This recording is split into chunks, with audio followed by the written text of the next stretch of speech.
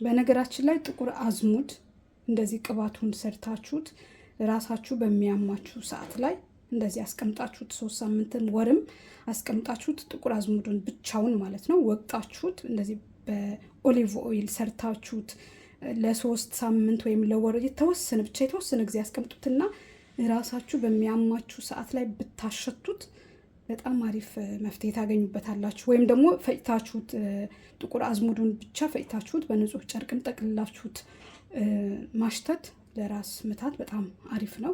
እኔ ብዙ ጊዜ ተጠቀመዋለሁኝ። እንደዛ ማድረግ ትችላላችሁ። ይሄ ግን ለፀጉር ነው።